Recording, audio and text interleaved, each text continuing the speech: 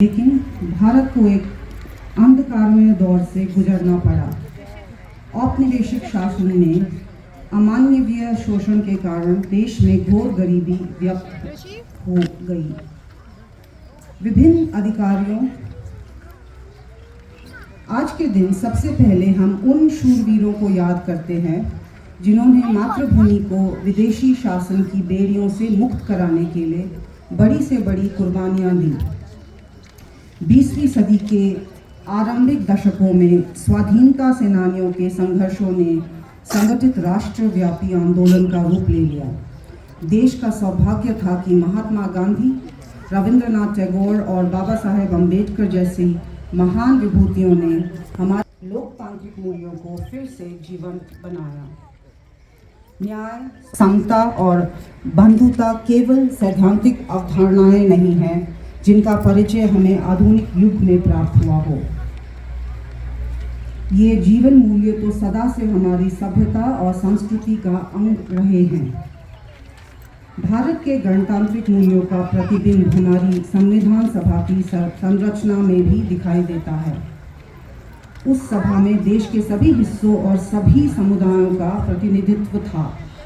सबसे अधिक उल्लेखनीय बात यह है कि संविधान सभा में सरोजनी नायडू, राजकुमारी अमृत कौर, सुचेता कृपलानी, हंसाबेन मेहता और मालती चौधरी जैसी 15 असाधारण महिलाएं भी शामिल थीं। दुनिया के कई हिस्सों में अब जब महिलाओं की समानता को एक सुदूर आदर्श समझा जाता था, तब भारत में महिलाएं राष्ट्र की नियति को आकार देने में सक्रिय योगदान दे रही थीं।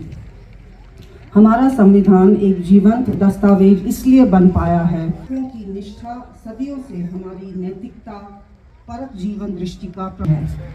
हमारा संविधान भारतवासियों के रूप में हमारी सामूहिक अस्मिता का मूल आधार है, जो हमें एक परिवार की तरह एकता के सूत्र में पिरोता है।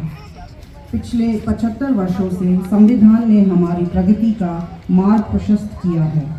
आज के दिन हम संविधान सभा की प्रारूप समिति के अध्यक्ष डॉक्टर भीमराव अंबेडकर, सभा के अन्य प्रतिष्ठित सदस्यों, संविधान के निर्माण से जुड़े विभिन्न अधिकारियों और ऐसे अन्य लोगों के प्रति अपनी कृतज्ञता व्यक्त करते हैं जिनके कठिन परिश्रम के फलस्वरूप हमें ये विलक्षण ग्रंथ प्राप्त हुआ।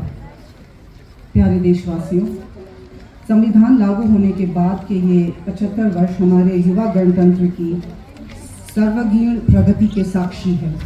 स्वाधीनता में के समय और उसके बाद भी देश के बड़े हिस्से में घोर गरीबी और भुखमरी की स्थिति बनी हुई थी, लेकिन हमारा आत्मविश्वास कभी डिगा नहीं। हमने ऐसी परिस्थितियों के निर्माण का संकल्प लिया जिनमें सभी को विकास करने का अवसर मिल सके।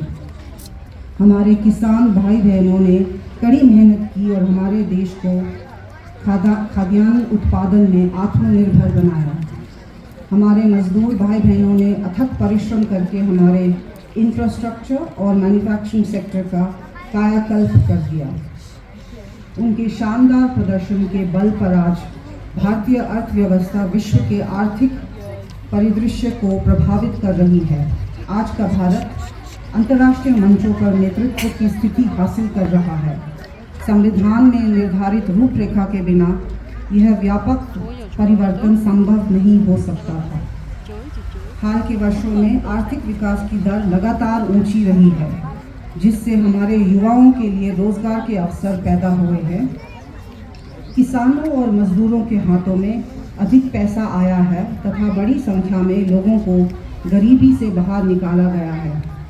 साहसिक और दूरदर्शी आर्थिक सुधारों के बल पर आने वाले वर्षों में प्रगति की ये रफ्तार बनी रहेगी। समावेशी विकास हमारी प्रगति की आधारशिला है, जिससे विकास का लाभ व्यापक स्तर पर अधिक से अधिक देशवासियों तक पहुंचता है।